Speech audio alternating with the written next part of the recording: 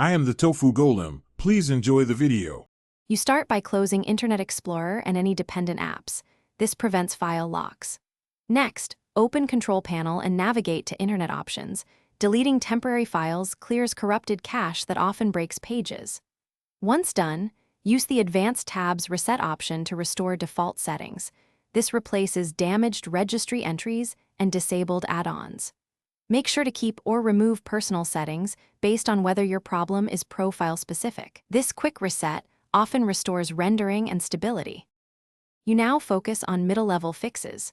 Problematic add-ons frequently cause crashes. Open Manage Add-ons and disable non-Microsoft extensions. Restart between changes to isolate the culprit. For sites that display badly, enable Compatibility View or add the site to the compatibility list.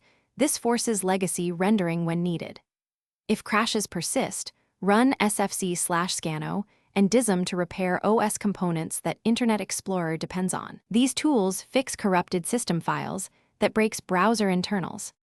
You finish by selectively re-enabling trusted add-ons and testing key functions like downloads and video playback. This confirms recovery without reintroducing the fault. Then install pending Windows updates because IE stability patches and security fixes are distributed through Windows Update.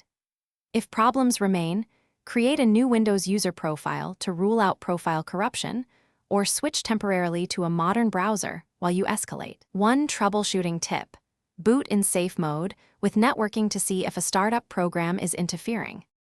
Thanks for watching. Consider subscribing if we helped you today.